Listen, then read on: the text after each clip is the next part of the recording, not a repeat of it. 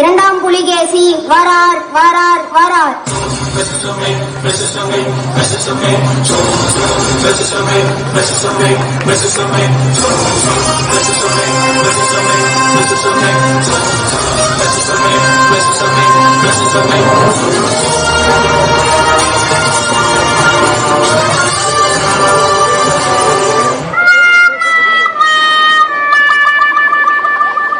என்ன என்ன இது?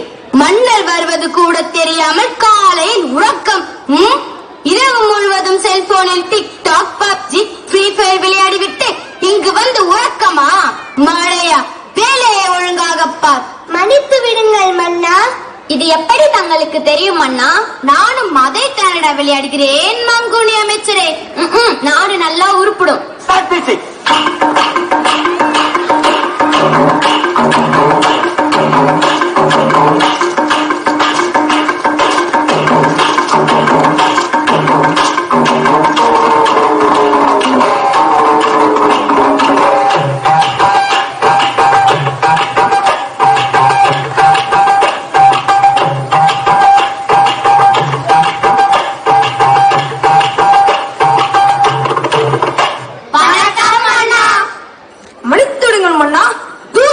என்னது ஜூஸா? ஜூஸ் இல்ல மன்னா, ஜூஸ். ஜூஸா? இன்னொரு முறை எடுத்துற மன்னர் பாவம். அமருங்கள் அமருங்கள். ஓ அருமை அருமை.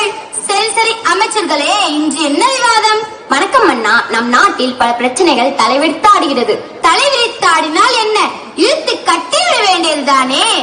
சரி சரி, அப்படி என்ன பிரச்சனைகள்? முதலாவது கொசு தொல்லை, அடுத்தது தண்ணீர், அடுத்தது விவசாயம், விலைவாசி ஏற்றம், பெண்களின் மீதான வன்கொடுமைகள், இப்படி பல பிரச்சனைகள் மன்னா. நம் நாட்டில் இத்தனை பிரச்சனைகளா? அமைச்சர்களே, முதலாவதாக கொசு தொல்லையை ஒழிக்க கூறுங்கள் உங்கள் கருத்தை. மன்னா, கொசு கடிக்க வரும்பொழுது ஓடி ஒளிந்து கொண்டால் என்ன? அப்படியே உன்னை ஒரு பானையில் அடைத்து வைத்தால் என்ன? ஓ அருமை அருமை. மன்னா, கொசுவை பிடித்து நசுக்கி விட்டால் என்ன? அப்படியே உன்னை நசுக்கி விட்டால் என்ன? ஓ அருமை அருமை. மன்னா, கொசுக்களை பிடித்து அறையில் பூட்டி வைத்தால் என்ன? அப்படியே உன்னை அறைந்தால் என்ன? ஓ அருமை அருமை. அமைச்சர்களே, கொசுவை ஒழிப்பதற்கு வழி கேட்டால் வளர்ப்பதற்கு வழி சொல்கிறீர்கள். யாரங்கே? யாரடா அங்கே? வணக்கம் மன்னா. அழைத்து வாருங்கள் தெனாலிராமனை. அப்படியே ஆகட்டும் மன்னா. தெனாலிராமன் வருகிறார் வருகிறார் வருகிறார்.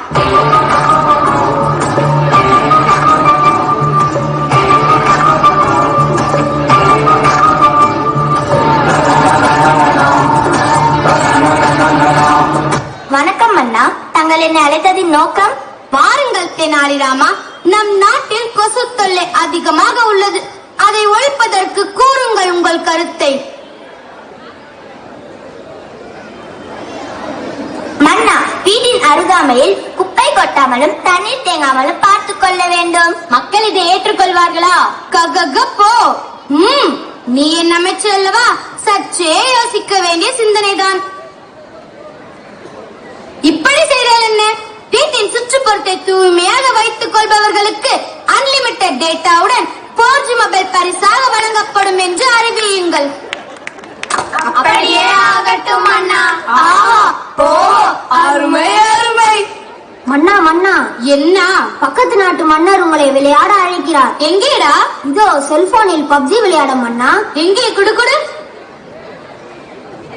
நாடு நல்லா உருப்பிடும். வணக்கம் மன்னா. மன்னா, தங்களை காண பிரபலமான டுபாக்கோ செல்போன் கம்பெனி உரிமையாளர் வந்துள்ளார். வரச்சொல். அப்படியே ஆகட்டும் மன்னா. விளையாட கூட நிம்மதி இல்லை.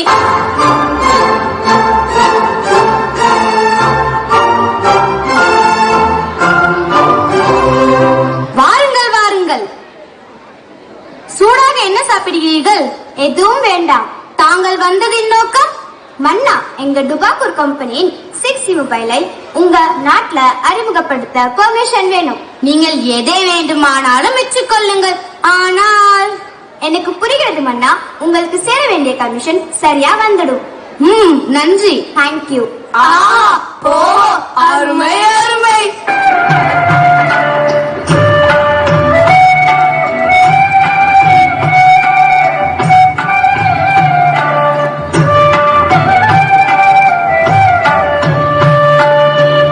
மன்னா மன்னா, என்ன?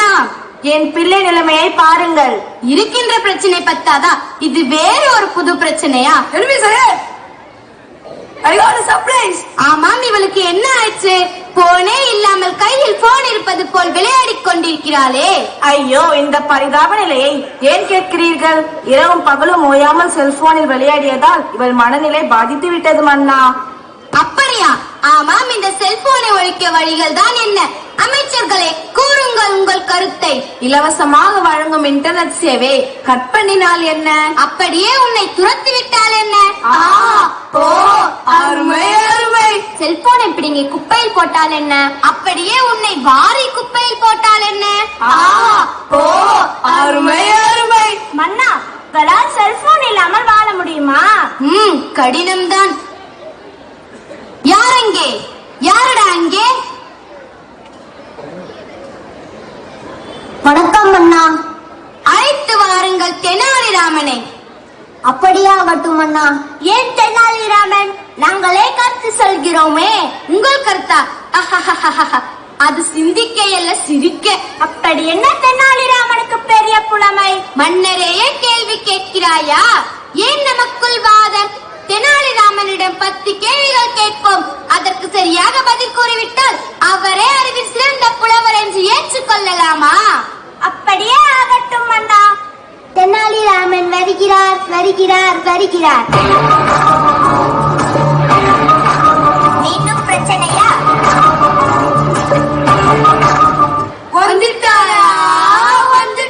வணக்கம் மன்னா. தாங்கள் என்னை அழைத்ததின் நோக்கம்? பாருங்கள் தெனாலிராமா, நான் இப்போது உங்களின் புலமையை நிரூபிக்க 10 கேள்விகள் கேட்கப் போகிறேன். அதற்கு சரியாக பதில் கூறிவிட்டால் நீங்களே அறிவில் சிறந்த புலவர் என்று அறிவிக்கப்படும்.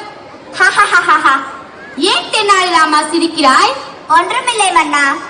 அமைச்சர்களே, கேள்வியை நீங்கள் கேட்கிறீர்களா அல்ல நான் கேட்கட்டுமா? நீங்களே கேளுங்கள் மன்னா. பிரிக்க முடியாதது? கல்வியும் எசல் என்னும். பிரிக்க கூடாதது? பெற்றோரும் பள்ளியும். சேர்ந்தே இருப்பது? ஆசிரியரும் மாணவரும். சேராதிருப்பது? வறுமையும் நோயும். பார்க்க கூடாதது? தொலைக்காட்சியும் தொலைபேசியும். பார்க்க கூடியது? நேரமும் பள்ளி பேருந்தும். அறிவுக்கு? கல்வி. கல்விக்கு? பள்ளி. பள்ளிக்கு? ஆஹா, ஓஹோ, அருமை அருமை. தெனாலிராமா, நீயே அறிவில் சிறந்தவர். ஓ அருமை அருமை. என்ன அமைச்சர்களே, இப்பொழுது புரிகிறதா? புரிகிறது மன்னா.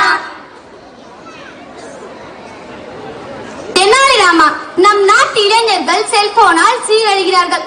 அவர்களை அதிலிருந்து மீட்க ஏதாவது வழி கூறுங்களேன். மன்னா, மாணவர்கள் மிக முக்கியமானவர்கள். அவர்கள்தான் நம் நாட்டின் வருங்கால தூண்கள். முதலாவது, பெற்றோர்கள் தங்கள் செல்போன்களை குழந்தைகள் கொடுப்பதை தவிர்க்க வேண்டும். அடுத்ததாக, குழந்தைகள் கண்ணால் பார்ப்பதை அப்படியே செய்யும் ஆற்றலுடையவர்கள். எனவே பெற்றோர்கள் வீட்டில் அதிக நேரம் தொலைக்காட்சியுடனும் தொலைபேசியுடனும் நேரத்தை செலவழிக்காமல் தங்கள் குழந்தைகளுடன் சேர்ந்து உண்பது, விளையாடுவது, பேசுவதுமாக நேரத்தை செலவழிக்க வேண்டும். குழந்தைகள் போனில் விளையாடாமல் கண்டிப்பாக 1 மணி நேரமாவது ஓடி ஆடி விளையாட வேண்டும். இன்றைய சூழ்நிலைகளில் போன் இல்லாமல் இருப்பது கடினம்தான். உங்களால் முடியுமா மன்னா? கண்டிப்பாக முடியாது.